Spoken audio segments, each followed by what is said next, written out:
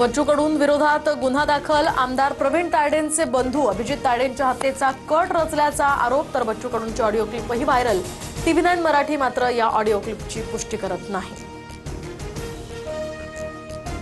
हत्येचा कट रचणं हा आमचा धंदा नाही, आम्ही रक्त देणारे आहोत, कुणाचा जीव घेणारे नाही। अभिजित तायडेंच्या हत्येचा कट रचल्याप्रकरणी आता बच्चू कडूंचं स्पष्टीकरण। रुपाली चाकणकर आणि अत्याचारी भोंदू खरात यांच्यामध्ये 177 कॉल्स। बहिणी प्रतिभा चाकणकरांचीही खरात सोबत 236 कॉल्स। अंजली दमानी यांचा आरोप। तर चौकशी अंती आता कारवाई करून चाकणकरांना अटक करण्याची मागणी। उपमुख्यमंत्री एकनाथ शिंदेंचे भोंदू खरातला तब्बल 17 फोन। सुनील तटकरेंसह दीपक केसरकर आणि आशिष शेलार यांचेही कॉल्स। खरात सोबत कशा संबंधी कॉल झाले, दमानी यांचा सवाल।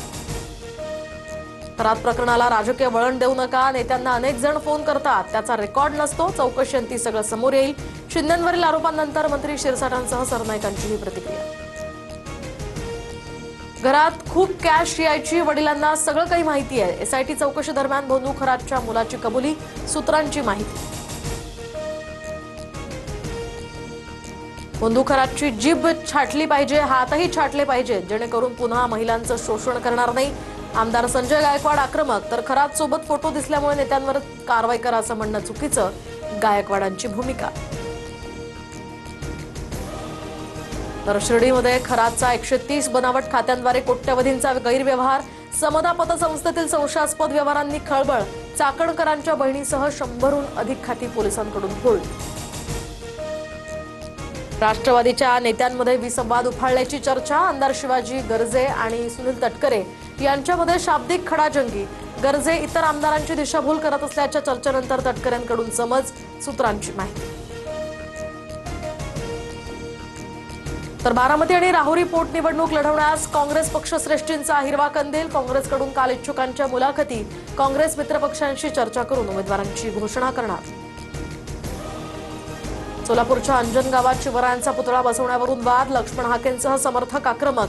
शिवरायांचा पुतळा असलेल्या परिसराची मोजणी करण्यास तीव्र विरोध। अधिकाऱ्यालाही धक्काबुक्की। राज्यात अवकाळीसह वादळी वारा आणि गारपिटीनं थैमान। कांदा, डाळिंब, आंबा आणि रब्बी पिकांचं मोठं नुकसान।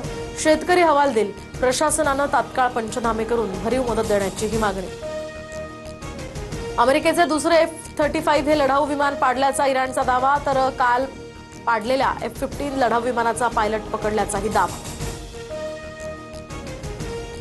हॉर्मुझच्या सामुद्रधुनीमधून इराणची नवी वसुलीची योजना। हॉर्मुझमधून जाणाऱ्या जहाजांकडून $20 लाख मागणी।